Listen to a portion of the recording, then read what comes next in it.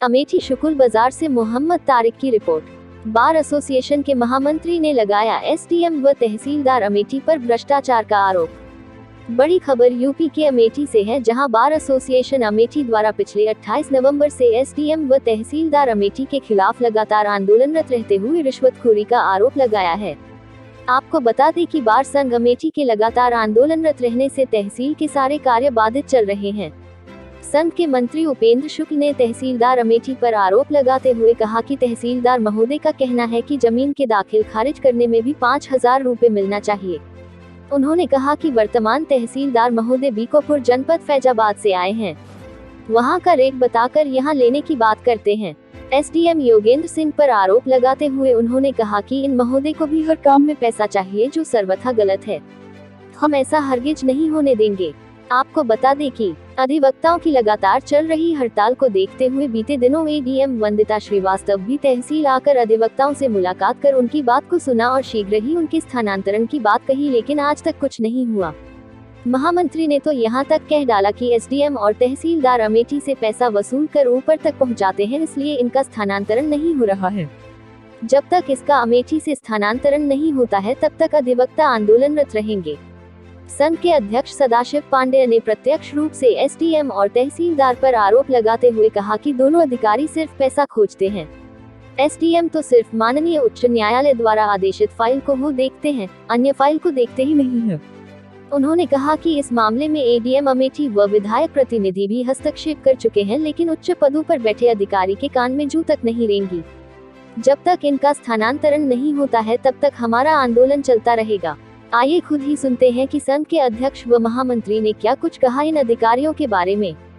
क्या नाम है आपका? मैं उपेंद्र शुक्ला एडवोकेट, मैं अमेठी बार एसोसिएशन का महामंत्री। ये कितने दिनों से आप लोगों का हड़ताल चल रही है और क्या मांगे हैं? हम लोग 28 नवंबर से हड़ताल पे हैं। जैसा कि हमारे अध्यक्ष जी ने बताया कि भ्रष्ट अधिकारी ये बिल्कुल खुल करके हम लोगों से, किसानों से, जनता से सिर्फ एक मांग कर रहे हैं कि हमको पैसा चाहिए।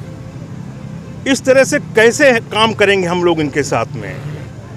2 बार एडीएम साहब की वार्ता हो चुकी हमारी, उन्होंने भी आश्वासन दिया कि हम इनका ट्रांसफ़र कर देंगे।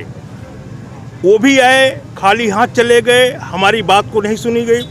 डीएम साहब के पास भी संज्ञान में आई, वो भी कोई बात नहीं की। हमारे विधायक प्रतिनिधि भी आए, उनको भी हम लोगों ने संज्ञान में बात डाली, लेकिन उनकी भी बात जो है हमारे डीएम साहब ने मुनासिब नहीं समझा कि इनकी हम बात सुने और इन दोनों अधिकारियों को चुनाव आयोग द्वारा हम लिख दें, तब भी इनका 24 घंटे में ट्रांसफ़र हो जाएगा, क्योंकि यहाँ से बराबर पैसा जा रहा है उच्च अधिकारियों के पास।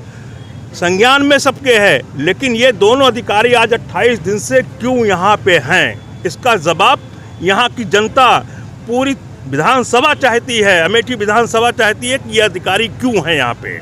ऐसे में इतने लंबे हड़ताल से यहाँ की जनता को तमाम समस्याएं होती होंगी। बिल्कुल होती हैं, और इस जनता के लिए हम लोगों ने, जैसे बताया ना अभी हमारे अध्यक्ष जी ने कि खारिज दाखिल के लिए पैसा मांग रहे हैं प्लाट का, तो कैसे जनता देगी बताइए? जो 200 रुपये का काम 100 रुपये का काम है, वो आप 5,000 मांगोगे, तो जनता के हित में हम लोग लड़ रहे हैं। हम जनता की भलाई की लड़ाई है, तो जनता को लूटने के लिए यहाँ बैठे हैं। अभी जैसे तहसीलदार ने बताया कि मैं बीकापुर से आया हुआ हूँ, फैजाबाद से, मेरा वहाँ का ये रेट है। मैं बाराबंकी रुदौली में था, मेरा ये रेट यहाँ पे है। तो तहसीलदार ने कहा अमेठी में आप लोग इस तरह मैं करना चाहता हूँ, मेरा साथ दीजिए। हमने कहा हुजूर बिल्कुल नहीं होगा, ये आप अन्याय कर रहे हैं हमारे साथ में और हमारी जनता के साथ में। इनको 80,000 90,000 रुपये वेतन मिलने के बाद भी ये खुलेआम घूस मांग रहे हैं। हमारे अधिवक्ताओं से, जनता से, अमेठी की जनता से घूस मांगा जा रहा है। क्या चाहते हैं?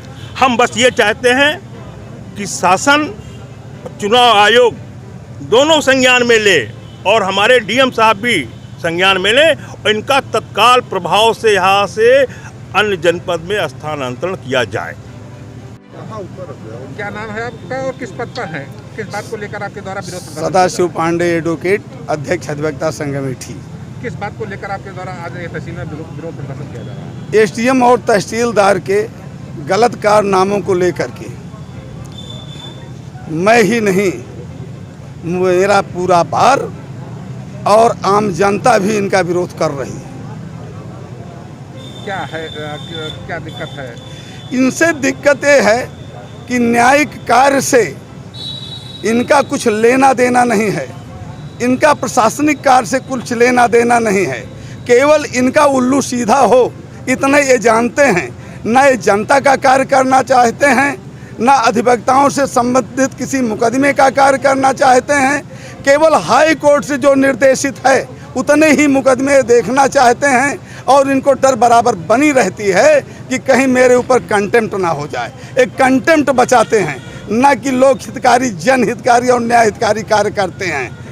तमाम सारे कार्य हैं, चाहे वो आप ले लीजिए, चाहे वो हथबरारी का कार्य हो, चाहे बंटवारे का कार्य हो। 500 फाइलें नीचे से ऊपर तक पेंडिंग पड़ी हुई है, जिसका कोई पुरसा हाल नहीं है। और बार बार हम लोगों ने शिकायत किया, कई बार हम लोगों ने इनकी खिलाफत की इस बात को लेकर के। 5 बार समझौता हुआ, उसके बावजूद भी इनके कान में जूं नहीं रेंगी। ये केवल अपने कार्य में मशगूल रहे। यहाँ तक कि इस मामले को लेकर के एडीएम बंदिता श्रीवास्तव, एडीएम न्यायिक, 2 बार इनसे भी वार्ता हुई। ये सारी बातें तहसीलदार और एसडीएम के काले कारनामों की कलेक्टर साहब के संज्ञान में है। आज 28 दिन से हमारा अधिवक्ता संघ हड़ताल पर है। आपके द्वारा पैसा लेन देन का भी कुछ अभी आरोप है? हाँ, आरोप ये है कि एसडीएम साहब तो छुपे रुस्तम हैं, लेकिन तहसीलदार के सामने मैं, मेरे उपाध्यक्ष, मेरे वरिष्ठ अधिवक्ता ओम प्रकाश मिश्रा, चंद्रकेत और मेरे सचिव उपेंद्र जी, कई लोग उनसे वार्ता किए तो सामने बात आई कि ऐसा है कि हम तो पार्ट ऑफ होल्डिंग का कार्य नहीं करते। अरे पार्ट ऑफ होल्डिंग तो 2004 में समाप्त हो गई, प्लाट का नहीं करते। अगर उसमें रकबा खोला गया है तो ये कानून विधि व्यवस्था है कि इनको खारिज दाखिल करना होगा, लेकिन उसका रेट इनके यहाँ है कि 5,000 और 10,000 रुपये चाहिए। ये रेट, मैंने कहा कि रेट बोर्ड लगा दीजिए कि कम से कम ये जनता समझे, आने वाला बादकारी समझे कि केवल अधिवक्ताओं की डिमांड नहीं है, इस भ्रष्ट अधिकारी तहसीलदार की ये डिमांड है। इस तरह से हम लोगों ने वार्ता किया, लेकिन उस वार्ता का कोई असर नहीं हुआ। और मैं ये उम्मीद करता हूँ कि आप लोगों के चैनल के माध्यम से एसडीएम और तहसीलदार जैसे भ्रष्ट अधिकारियों का कारनामा उजागर होगा और जनता को और अधिवक्ता को राहत मिलेगी और कलेक्टर साहब के कान में भी जू रेंगेगी।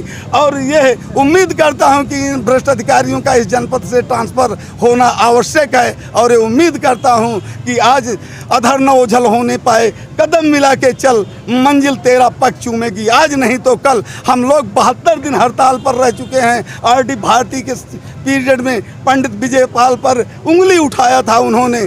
तो इस तरह से ये भूल जाएं कि हम लोग मजबूर होकर के वकालत शुरू करेंगे।